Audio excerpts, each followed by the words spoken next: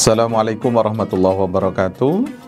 Alhamdulillahilladzi nasta'in wa nastaghfir wa na'udzu billahi min shururi anfusina wa min sayyiati a'malina may yahdihillahu fala mudhillalah wa may yudlil fala hadiyalah.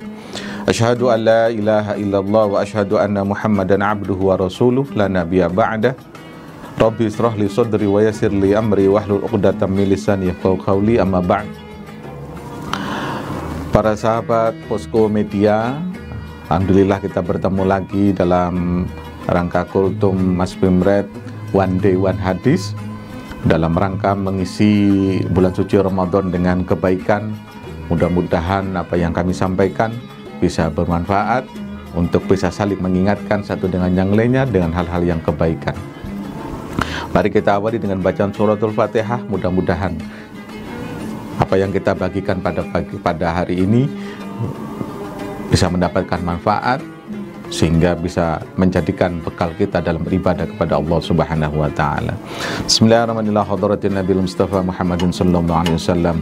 Subhanallahi khairin minal anbiya wal mursalin wasyuhada wassalihin wassahabati wa tabi'in wa jamil matal muqarrabin Syekh bin Qadir Jailani wa hadrati asy-masyari wa furihi wa alim sumajarul qubur minal muslimina wal muslimat wal mu'minina wal mu'minat min masyariqil ardi wa magharibiha bahri wa khususan abaina wa ummahatina wa jaddatina khususan musannifi hadzal kitab muhtawil hadis Nabi Abdullah Hashimi. Al-Fatihah. A'udzu billahi minasyaitonir rajim. Bismillahirrahmanirrahim. Alhamdulillahirabbil alamin. Arrahmanir rahim. Maliki yaumiddin. Iyyaka na'budu wa iyyaka nasta'in. Ihdinas siratal mustaqim. Siratal ladzina an'amta 'alaihim ghairil maghdubi 'alaihim waladdallin. Amin. Qala musannif rahimahullah ta'ala wa nafa'na bi ulumi fid dharain amin. Bismillahirrahmanirrahim. Ayyuma imra'atin kharajat min baitiha bighairi idzni zawjiha kanat fi sukhtillahi ta'ala hatta tarji'a ila baitiha aw yarda anha zawjaluha. Rawahul Khatib.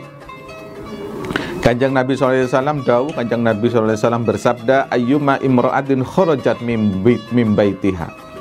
Ayyuma utawi dinine wong perempuan kharajat yang keluar min baitiha dari rumahnya imra'ah bi ghairi idzni tanpa izin zaujiha suaminya imra'ah kanat moko ono sapa imra'ah sukhtillah iku dalam kondisi dibenci oleh Allah Subhanahu wa taala hatta tarji'a ila baitiha, sampai dengan dia pulang ke rumahnya.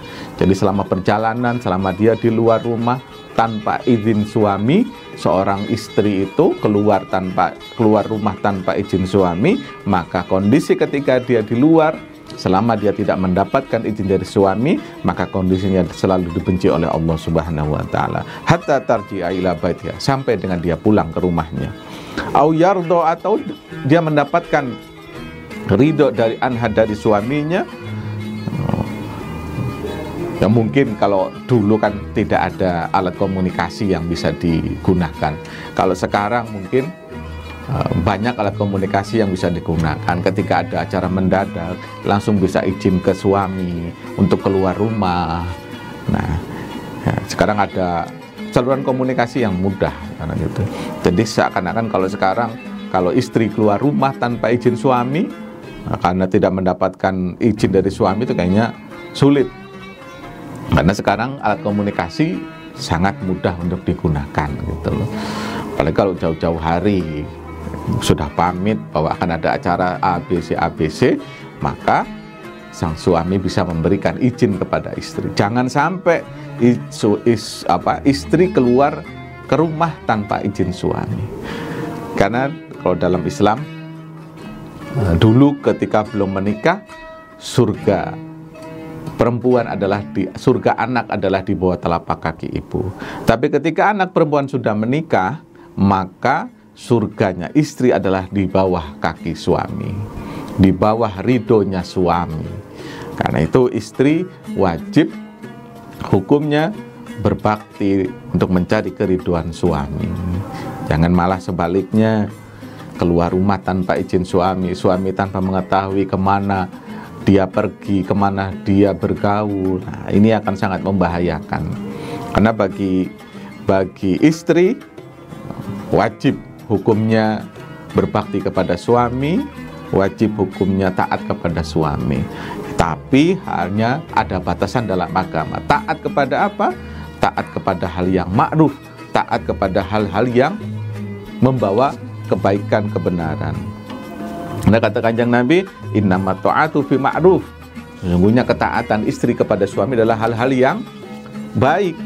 Bagaimana kalau ada suami kemudian mengajak istrinya berbuat maksiat, berbuat kebatilan, berbuat keburukan, maka tidak perlu untuk ditaati ketika ada ajakan suami yang mengarah kepada melanggar syariat. Tidak wajib untuk mengikuti ajakan suami yang melanggar aturan syariat agama. Malah kata Kanjeng Nabi, innamat ta'atu fi ma'ruf.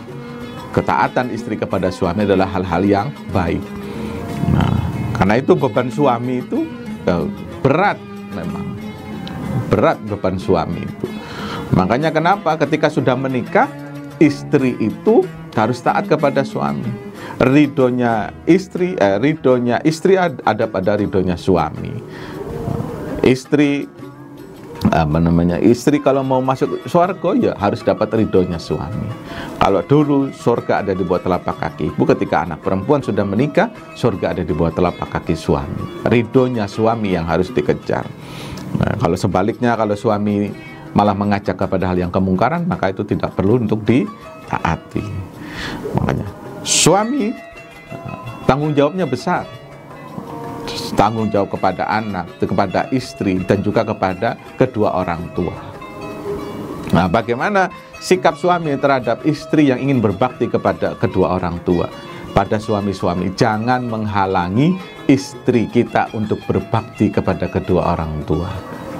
Nah, jangan sampai kita menghalangi para istri untuk berbakti kepada kedua orang tua. Kita berikan kesempatan yang seluas-luasnya untuk mereka juga berbakti kepada orang tuanya.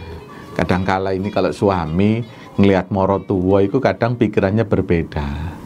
Ada yang merasa ada hal-hal yang kurang baik, biasanya sikap kepada moro tua yang kurang baik. Oleh moro tua datang ke rumah itu malah mecetut, cemberut. Wah, ini dihindari. Tapi lek wong tuane dhewe, wong tuane suami datang iku sumringah. Tapi lek ana mara tuwa datang ke rumah kita ku cembetut, cemberut, jangan, itu dihindari. Karena ketika mertua kita adalah ya orang tua kita juga.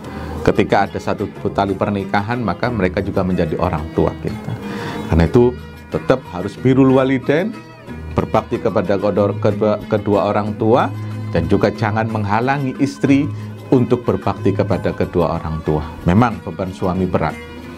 Makanya dalam Al-Quran disebutkan ku anfusakum wa ahlikum naron. Jagalah keluargamu. Ku anfusakum, jagalah dirimu, wa ahlikum, dan keluargamu dari api neraka. Nah, inilah beban suami begitu berat. Karena itu sang istri juga harus bisa memahami bagaimana hak dan kewajibannya, sehingga dapat membangun bahtera rumah tangga menjadi keluarga yang sakinah, mawaddah, warahmah. Karena pernikahan itu adalah ibadah yang paling terpanjang, paling lama. Selama ada tali pernikahan, selama itu juga kita melakukan ibadah. Makanya ketika awal mengucapkan ijab qabul sampai dengan hatal mamat, sampai dengan mati, maka itu adalah perjalanan ibadah dalam pernikahan. Kadang dalam pernikahan ada ombak, namanya juga bahtera rumah tangga. Kadang ada riak-riak, kadang ada ombak, kadang ombak besar. Nah, ini bagaimana menghadapinya bersama, harus sama-sama dengan kepala dingin, harus sama-sama harus ada yang bijak, sehingga dapat menyelamatkan bahtera rumah tangga untuk menjadikan rumah tangga yang sakinah, mawaddah, warahmah. Mudah-mudahan kita semua dijaga oleh Allah Subhanahu wa Ta'ala, keluarga kita, keluarga para sahabat Posko Media, semuanya dijaga oleh Allah Subhanahu wa Ta'ala, sehingga menjadikan keluarga yang sakinah, mawaddah, warahmah. Mudah-mudahan bermanfaat. Walafu minkum. Wallahu a'lam bishawab. Assalamualaikum warahmatullahi wabarakatuh.